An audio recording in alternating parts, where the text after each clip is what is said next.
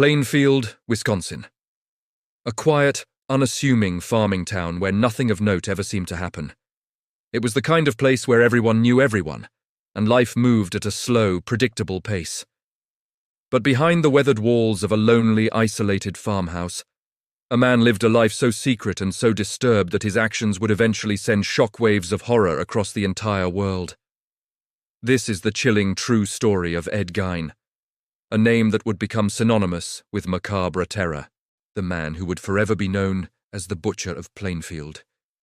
His story doesn't begin with violence, but with a suffocating, twisted kind of love. Ed Gein grew up almost completely cut off from the outside world, under the thumb of his fanatically religious mother, Augusta. She was the absolute center of his universe, his only real companion. Augusta preached to Ed and his brother Henry, constantly, instilling in them a deep-seated fear of the world outside their farm. She taught them that all women, aside from herself, were instruments of the devil, vessels of sin, and that the world was a corrupt and dangerous place. Her word was law, and her influence was absolute.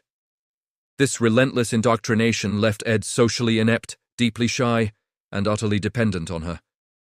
The family dynamic was tense. His father was an alcoholic whom Augusta despised, and his brother Henry sometimes dared to question their mother's worldview. But Ed never did.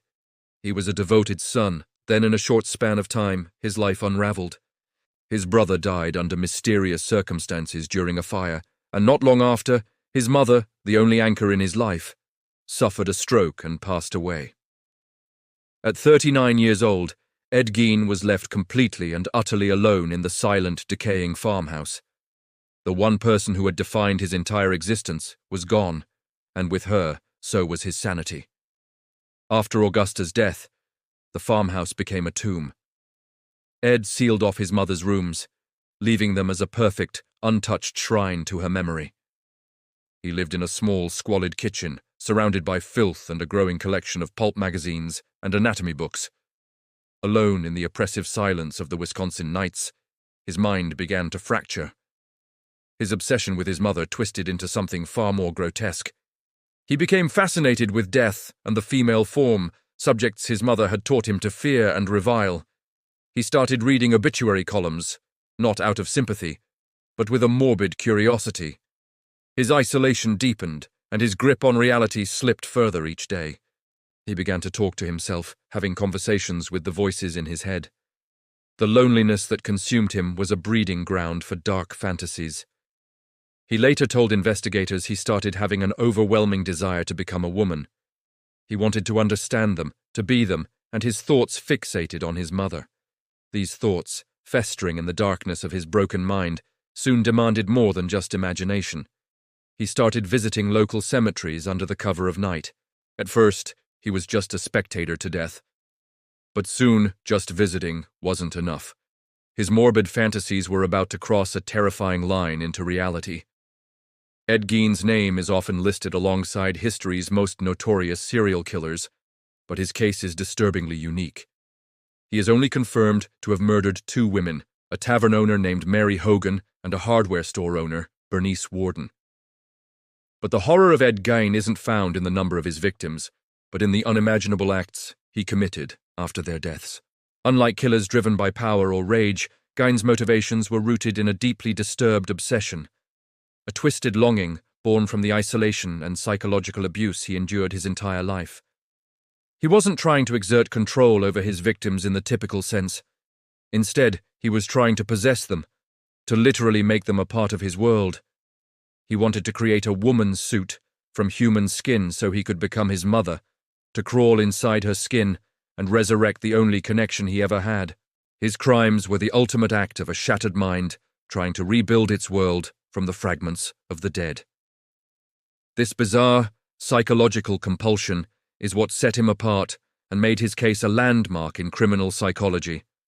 The horrifying truth of what was happening at the Gein farm came to light on November 16, 1957. Bernice Warden, the owner of the local hardware store, had vanished. The last person to see her was Ed Gein, who had been in the store that morning.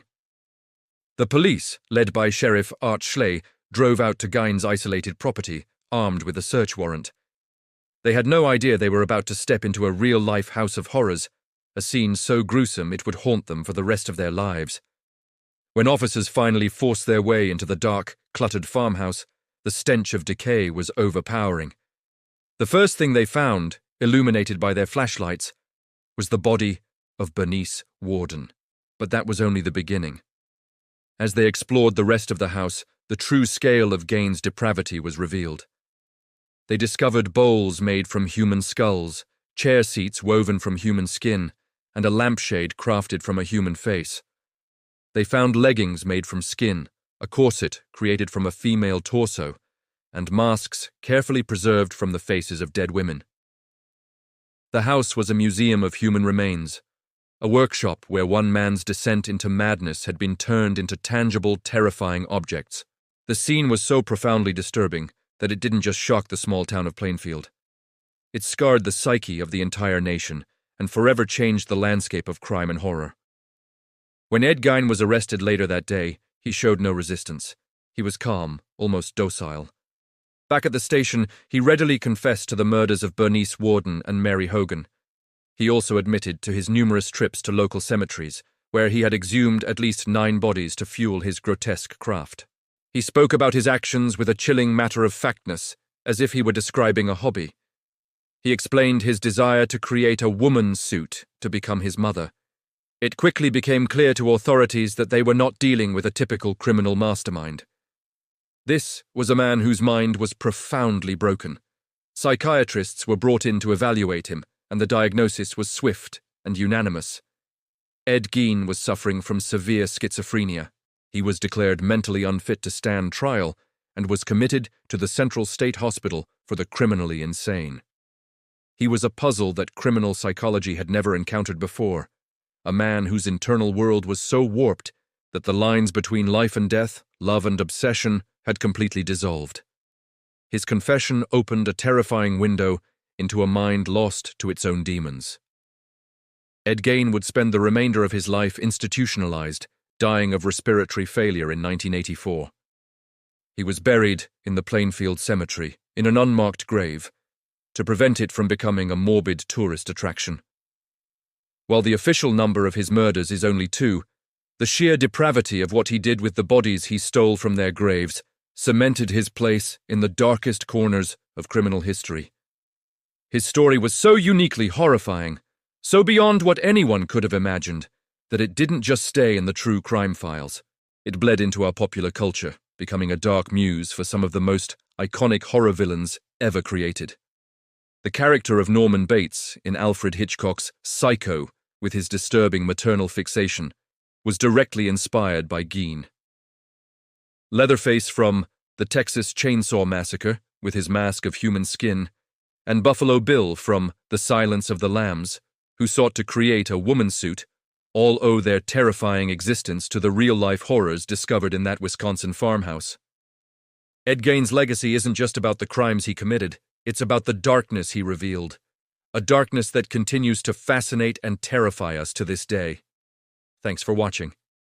If you found this story as chilling as we did, be sure to like this video and subscribe for more deep dives into the most unsettling cases in history.